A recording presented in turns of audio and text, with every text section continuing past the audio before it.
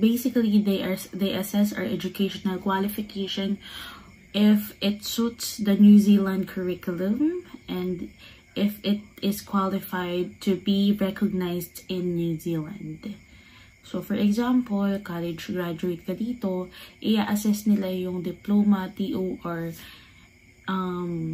and other evidences mo na graduate ka talaga ng college. I-assess nila yun if makakwalify ka ba sa New Zealand, makakonsider ka rin ba sa New Zealand na college graduate compared dun sa kanilang educational system. So, before you apply for NZQA assessment or yung tinatawag natin na IQA, kailangan nyo munang i-prepare yung inyong TOR, diploma, at saka practicum certificate o yung tinatawag natin na OJT certificate.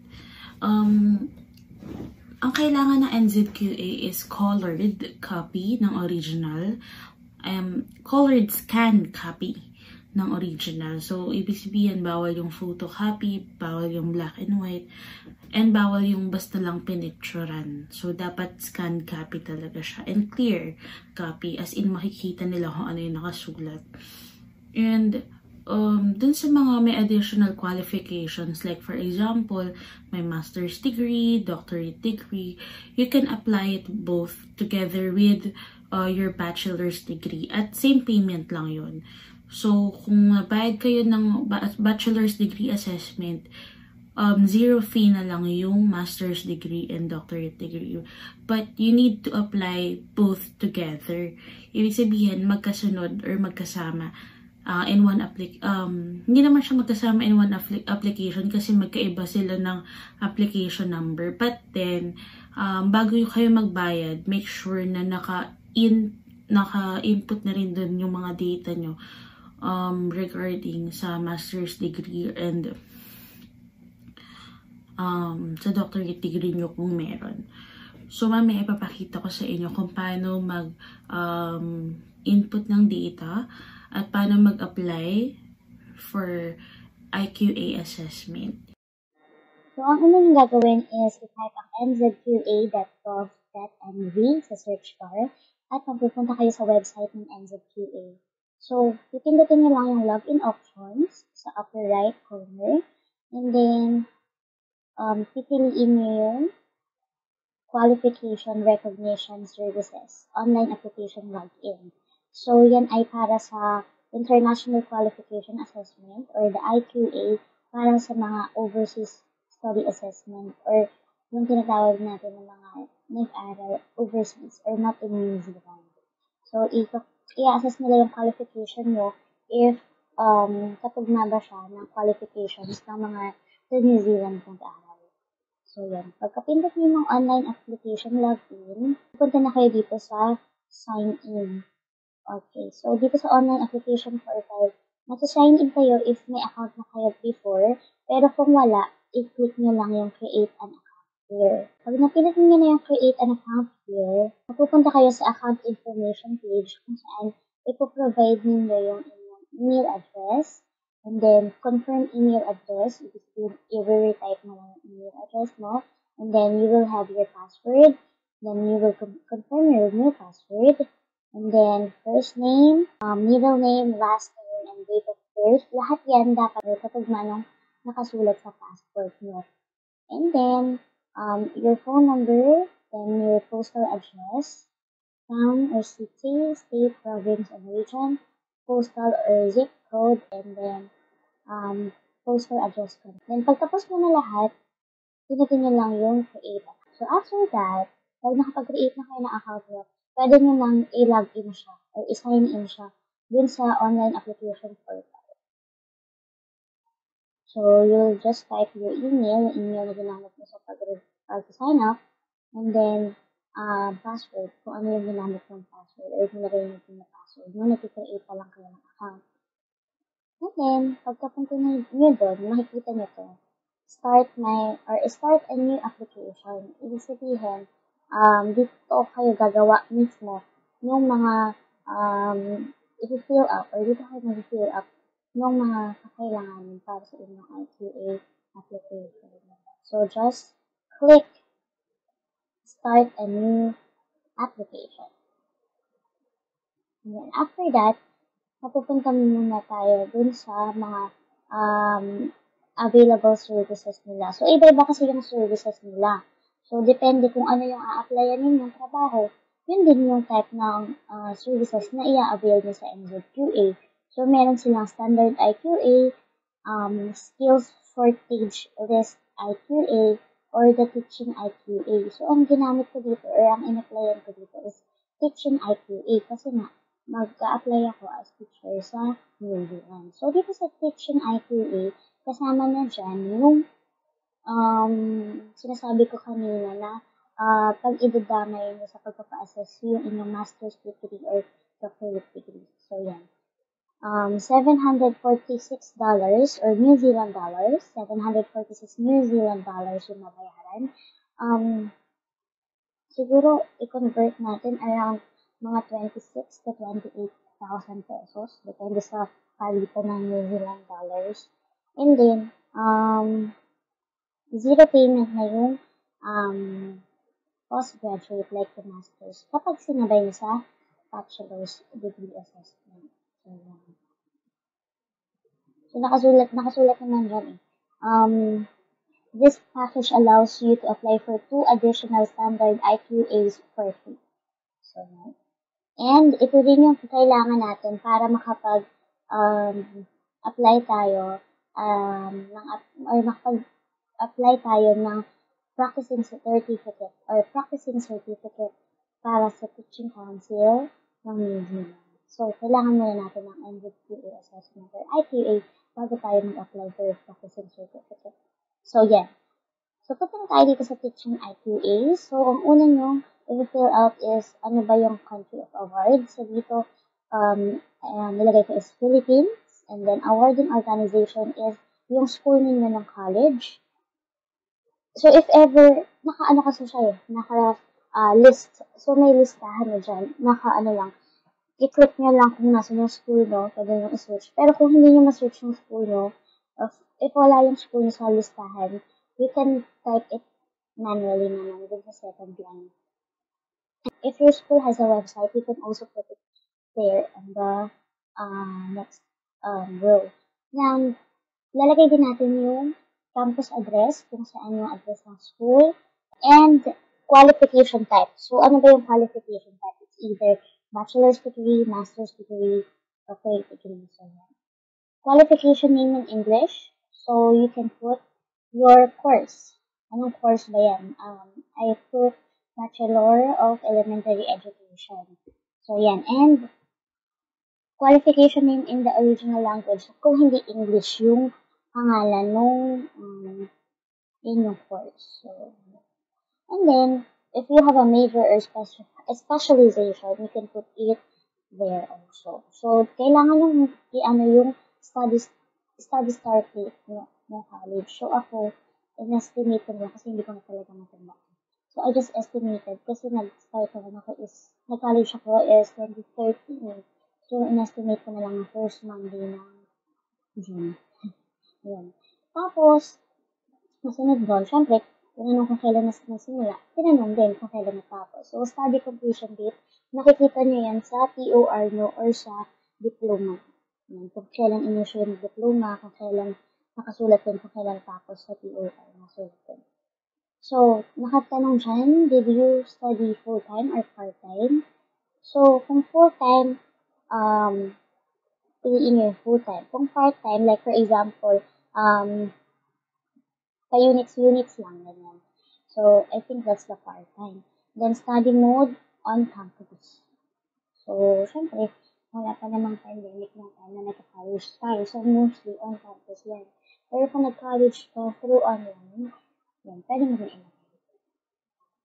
And then, year award or year of award is kung kailan ka graduate or kailan mo natanggap yung diploma.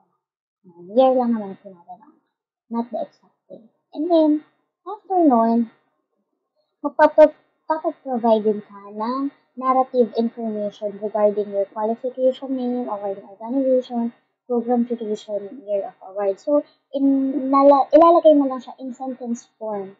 So, yung mga nilagay mo kanina na data, inanarrate mo lang siya or isi-sentence form mo lang siya. And then, kung may practicum certificate ka na ipoprovide, i-discuss mo lang ano ba yung practicum certificate, kailan nangyari yung practicum, duration ng practicum, saan mo ginanap yung practicum, and like that. Pwede mo naman i-narrate na lang or i-sentence form yung citation sa mismong certificate ng practicum or yung inyong on-the-job training kung meron kayong certificate na. Yun. Tapos, click lang yung save and then next. Yan. So, teaching IQA add-ons. So, i-check mark nyo lang or iti-tick nyo yung box para ma-check yung teaching assessment. Since, kailangan nga natin to para makapag-apply sa teaching council ng New Zealand. So, yun, para malaman kung salary assessment. Tapos, iti-tick nyo rin yung box para ma-check yung to apply to register as a teacher with the Teaching Council of Aotearoa, New Zealand. Tapos, kasunod nun, tatanungin kayo kung yung qualification nyo ba ay na-complete nyo before 1998. So, kung hindi naman siya before 1998, hindi nyo ititik yung mark. Pero, kung before 1998 pa yung inyong qualification, magkakaroon kayo ng extra cost na 275 New Zealand dollars. Yun. So, kasunod nun, click nyo lang yung save and then next. After that, ito na. So, yung documents, ilalagay na natin. So, dun sa award certificate or in original language, so, kailangan nyo siyang ipa-translate sa English if walang translation. Pero kung may translation naman, goods na yun. So, ilalagay nyo dun sa award certificate in original language ay yung inyong diploma. And then, dun sa official academic transcript in original language, yung POR mo. So, yung dalawang may asterisk lang naman yung required lagyan. Pero kung meron kayong practicum certificate or certificate ng inyong on-the-job training, pwede nyo ilagay yan dun sa other supporting documents. So, yun. And then, pag nailagay nyo na yung file ninyo, so makikita nyo naman yan dyan sa document summary. And then, after nyan, click save lang and then next.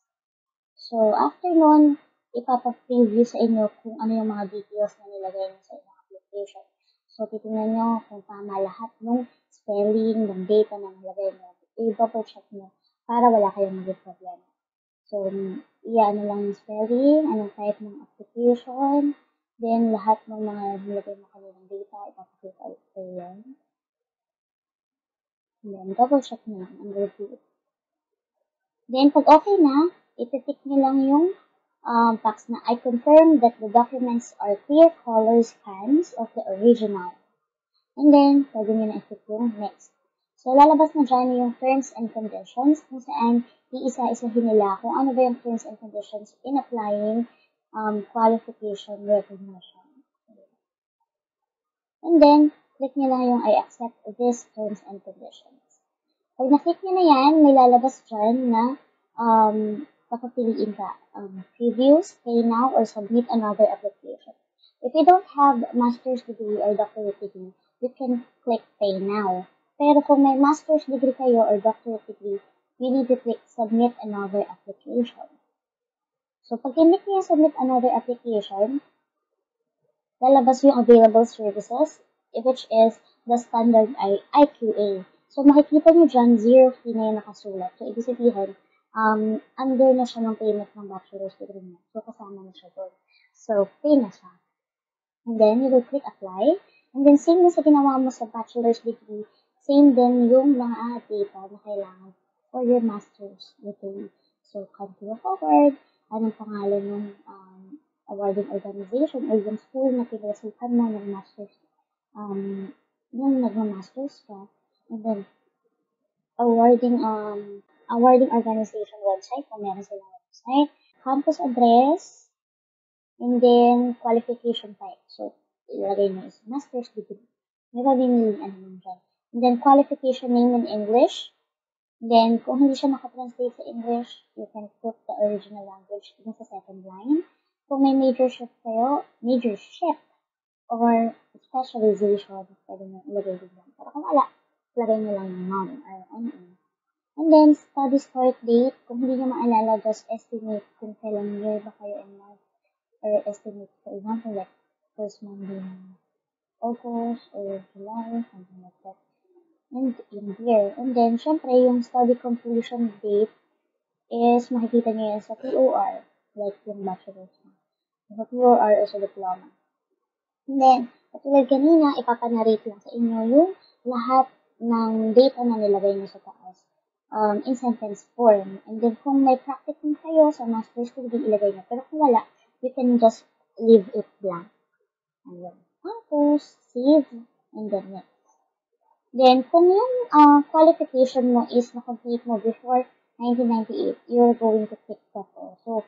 Pero kung hindi naman, wala kang gagawin, just click save and then next. And then, after that, so ayan na. Ilalagay nyo na ulit yung documents nyo for your master's degree. Make sure lang na colored scan copy din yung sa master's degree mo. Yan, lahat sila dapat colored scan copy and clear dapat. So, nakikita naman yun. So, dun sa award certificate in original language, that's your diploma. And then, dun sa official academic transcript in original language or in English, yun yung inyong TOR. So, yung dalawa lang naman yung required na document. So, after that, nalagay nyo yung document nyo, just click save, and then next. And then, yan, ipapa-preview ulit sa inyo yung inyong application. So, double check ulit yung spelling, yung mga data na nilagay nyo kung tama, and kung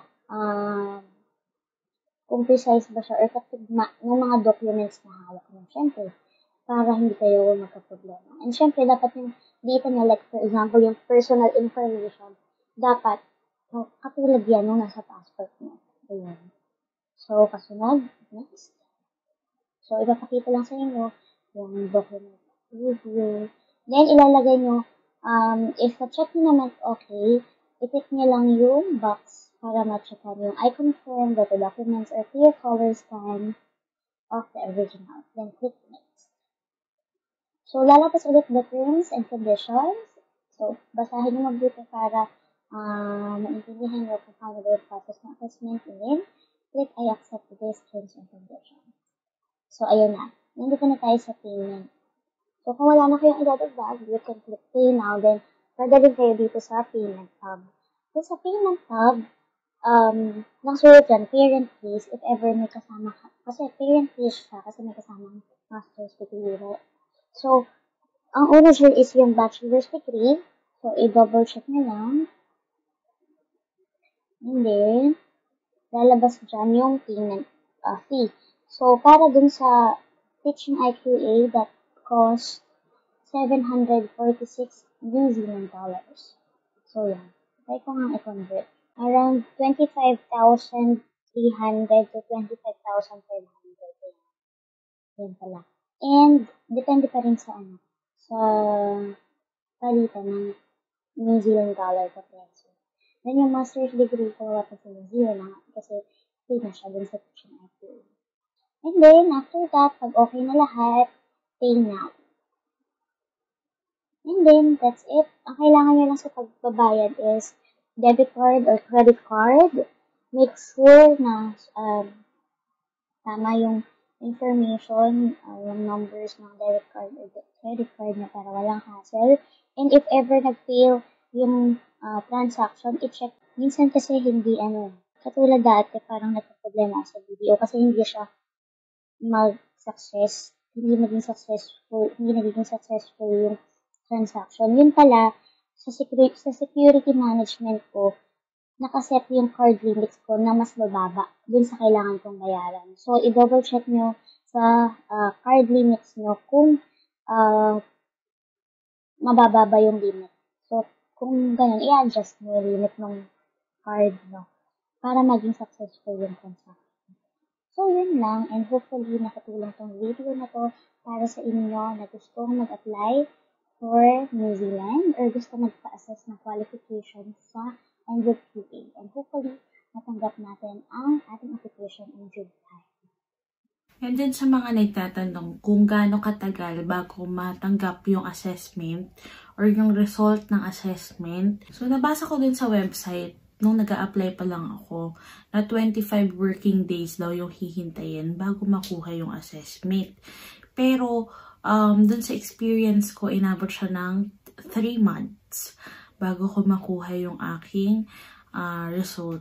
So, nag-apply ako noon August 30 and then na-receive ko yung result or yung IQA ko ng December 1. So, 3 months yung inabot nung assessment ko. Pero worth it naman. And yun, sana mas mabilis nyo makuha yung assessment ninyo. So, yun lang. Sana nakatulong yung video na to para matulungan kayo sa inyong pinaplanong mag-migrate or magtrabaho sa New Zealand. And kung sa tingin nyo nakatulong sa inyo yung video na to, please like, subscribe, and share sa mga friends nyo na interested din na magtrabaho or mag-start ng kapalaran nila sa New Zealand.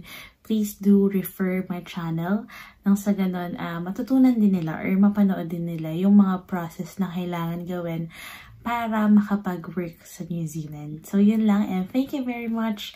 See you next vlog.